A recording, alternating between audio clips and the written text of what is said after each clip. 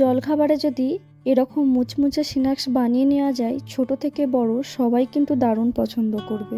আর সবচেয়ে ভালো বিষয় হলো ঘরে থাকা খুব সাধারণ উপকরণ দিয়ে একদম সিম্পলভাবে এটা বানিয়ে ফেলা যায়।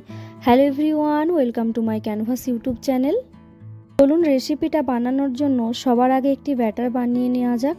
তার জন্য একটি পাত্র নিয়েছি, বেসন আর চালের গুঁড়ো এরপরে দিয়ে দিলাম, তারপরে দিলাম লবণ, লঙ্কার গুঁড়ো আর হলুদ গুঁড়ো। এবারে জল দিয়ে এটাকে খুব সুন্দর করে ফাটিয়ে নিতে হবে। দেখুন খুব সুন্দরভাবে এটা ফাটানো হয়ে গেছে। এটা হলো আমাদের প্রথম প্রসেস।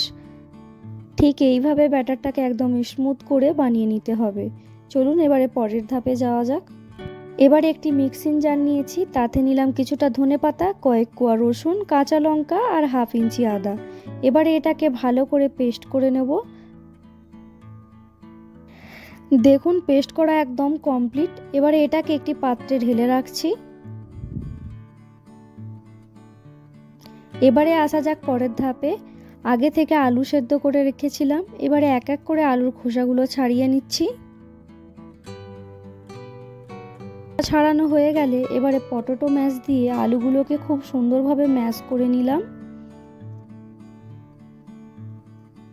এবারে চলুন পরের ধাপে যাওয়া যাক। প্রথমে কড়াইতে অল্প পরিমাণ তেল দিয়ে দিলাম। তেলটা হালকা গরম হয়ে গেলে গোটা জিরে দিয়ে দিলাম, আর দিলাম আধা চামচ হিং ফোড়ন।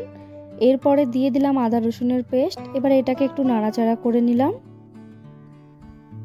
তারপরে দিয়ে দিলাম কুচিয়ে রাখা পেঁয়াজ কুচি। পেঁয়াজ কুচিটাকে দিয়ে বেশ কিছুক্ষণ এটাকে নাড়াচাড়া করব।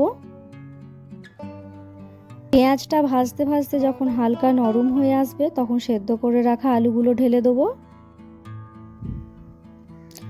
সেদ্ধ করে রাখা আলুগুলো ঢেলে দেবার পরে এবার এক এক করে গুঁড়ো মশলা যোগ করব। প্রথমে দিয়ে দিলাম লঙ্কা গুঁড়ো, তারপরে দিয়ে দিলাম হলুদ গুঁড়ো, তারপরে দিয়ে দিলাম ধনে গুঁড়ো, এরপরে দিয়ে দিলাম জিরে গুঁড়ো, আর দিলাম স্বাদ মতো বিট লবণ। এই বিট লবণ কিন্তু আলুর পুরটার স্বাদ অনেকটাই বাড়িয়ে দেবে।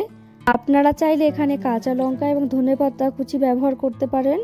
আমি যেহেতু ধনেপাতা কুচির পেস্ট বানিয়েছি, তার জন্য আর দিলাম না।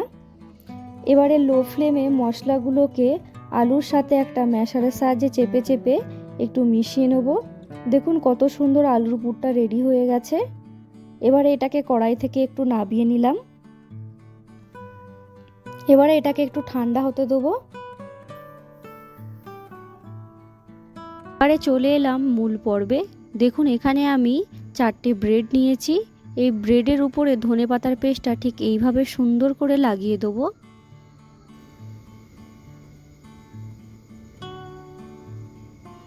ধনেপাতার পেস্টটা লাগানো হয়ে গেলে এবারে বানিয়ে রাখা আলুর পুরটা উপর থেকে ঠিক সেমভাবে লাগিয়ে দেবো 4টে ব্রেডের উপরে।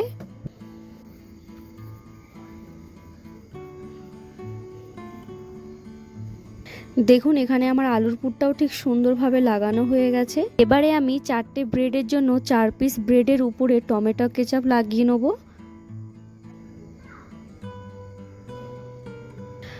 কেচাপ লাগানো ব্রেড দিয়ে আলুর পুরটাকে ঢাকা দিয়ে হালকা চেপে মাঝখান থেকে একটু কেটে নেব।